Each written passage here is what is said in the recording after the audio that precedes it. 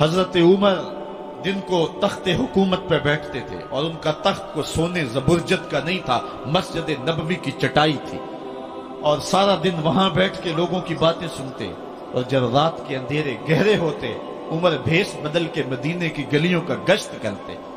کہا تمہارے گھر سے دھواں نکل رہا ہے اور بچے رو رہے ہیں، ان کو کھانا کیوں نہیں دیتی؟ کہنے لگی عمر کی جان کو رو رہی۔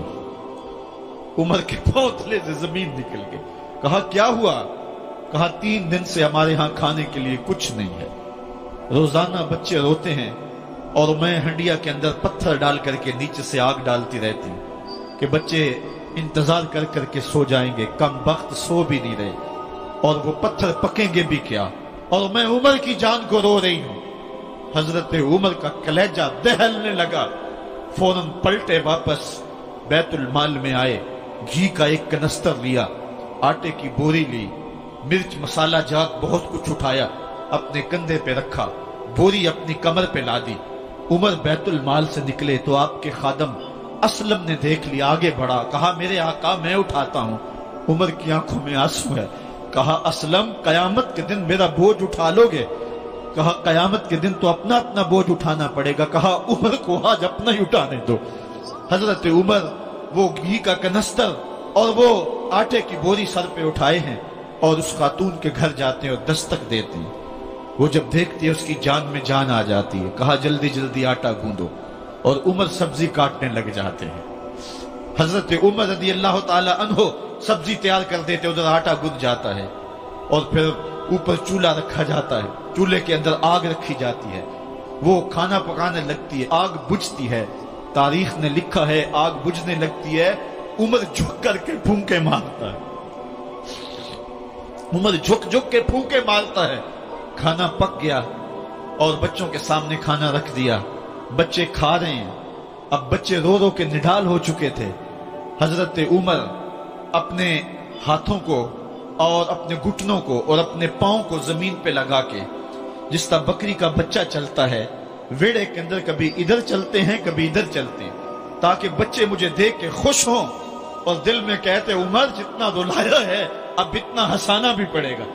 تو کبھی عمر امیر المومنین، یہ میں کسی آج کے جو ہے وہ لوگوں کے ووٹوں پہ منتخب ہونے والے حکمران کی کہانی نہیں سنا رہا، میں اس عمر کی کہانی سنا رہا ہوں جو 23 لاکھ مربع میل کا حکمران ہے، آدھی دنیا کا بادشاہ ہے۔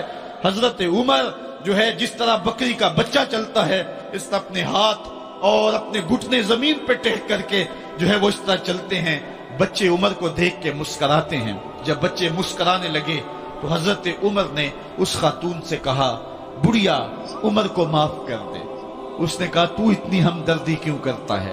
کہا عمر بیچارہ بڑا پھنسا ہوا ہے، فکر ہے اس کو یرموک و فسطاط و حلوان کی، جب فتح ہے مصر تو تیاری ہے ایران کی، آتے جاتے وفد سے ملاقات بھی کرتا ہوگا اور شب کو معلوم حالات بھی کرتا ہوگا، کانٹوں میں الجھی ہوئی بیچارے کی جان ہے، نیند اس کو بھی آتی ہے، آخر وہ انسان ہے، میری بہن عمر کو معاف کر دے۔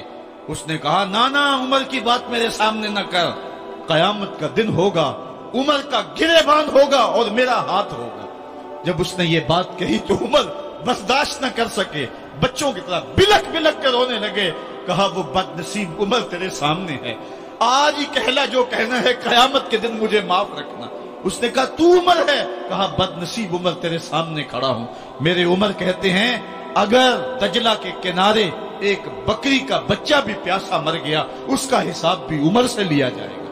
حضرت عمر نکلے یروشلم میں، ایک اونٹ ہے ایک غلام ہے، کبھی وہ سوار ہوتا ہے کبھی آپ باری مقرر کی ہے۔ جب قریب پہنچے یروشلم کے تو عمر کی باری نکیل پکڑنے کی اور غلام کی باری اوپر سوار ہونے کی آ گئی۔ غلام نے کہا آقا میں مرضی سے اپنی باری چھوڑتا ہوں، آپ آ جائیں، دشمنوں کے مفتوحہ علاقے میں آ رہے ہیں، تازہ تازہ علاقہ فتح ہوا ہے، اسلام کی شان و شوکت ظاہر ہو۔ عمر نے کہا اسلام کی شان و شوکت ایسے ظاہر نہیں ہوتی ہے، اپنی باری پہ تم بیٹھو گے، اپنی باری پہ میں بیٹھوں گا۔ لوگ منتظر کھڑے ہیں، دور سے جب دیکھا کہا اس کی ہیبت سے کانپتے تھے ہم، یہ تو کوئی حبشی لگتا ہے، رنگ کالا ہے، ہونٹ موٹے ہیں، اس سے تو زیادہ حسین اس کا غلام ہے جو آگے آگے چل رہا ہے۔ حضرت ابو عبیدہ نے کہا دھوکہ کھا رہے ہو، ہمارا آقا وہ نہیں ہے جو اونٹنی کے اوپر سوار ہے، ہمارا آقا وہ ہے جو لگام تھامے آگے آگے چل رہا ہے۔ حضرت عمر رضی اللہ تعالیٰ عنہ کو آگے بڑھ کے جابیہ کے مقام پہ حضرت ابو عبیدہ بن جراح نے استقبال کیا، تو حضرت عمر آگے بڑھے اور انہوں نے آگے بڑھ کر کے حضرت ابو عبیدہ کے دونوں کندھوں پہ ہاتھ رکھا، اور سنو حضرت عمر نے کیا کہا لا الہ الا اللہ انا کنا اذل قوم فاعزنا اللہ بالاسلام، کہا کہ لا الہ الا اللہ، اے ابو عبیدہ بن جراح، ہم ایک ذلیل قوم تھے اور اللہ نے ہمیں اسلام کی وجہ سے عزت عطا کی ہے، اور میں تمہیں ایک تاریخ ساز بات کہنے لگا ہوں، اور وہ یہ ہے کہ جب تک ہم اس عزت والے اسلام کے دامن کو تھامے رہیں گے ہماری عزت قائم رہے گی، اور جب اسلام کے علاوہ کسی اور جگہ سے عزت ڈھونڈیں گے تو رسوا کر کے رکھ دیے جائیں گے۔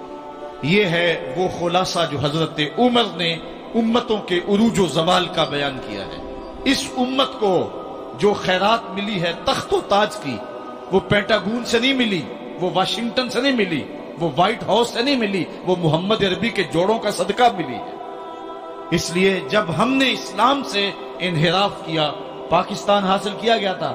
پاکستان کا مطلب کیا؟ لا الہ الا اللہ۔ ہم نے اس نعرے کو چھوڑ دیا ہوا ہے، ہم نے انحراف کر دیا ہے۔ آج ہماری نظریں مغرب کی طرف لگی ہے کہ تخت و تاج اس سے نصیب ہوتے ہیں، اور دنیا کے اوپر ہم رسوا ہو کے رہ گئے۔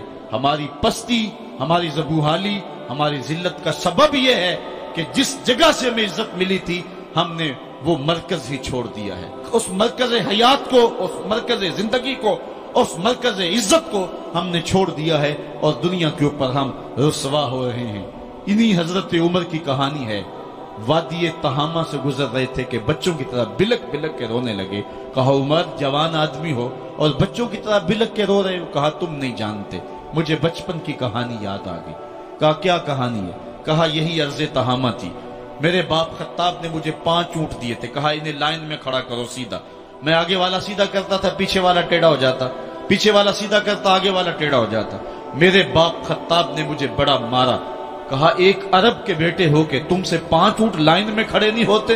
کہا ایک زمانہ عمر پہ وہ تھا کہ اس سے 5 اونٹ لائن میں کھڑے نہیں ہوتے تھے، اور آج شرق سے لے کر غرب تک 23 لاکھ مربع میل کی حکمرانی اور انسان بھی لائن میں کھڑے ہیں۔ یہ محمد عربی کے جوڑوں کا صدقہ نہیں ہے تو اور کیا ہے؟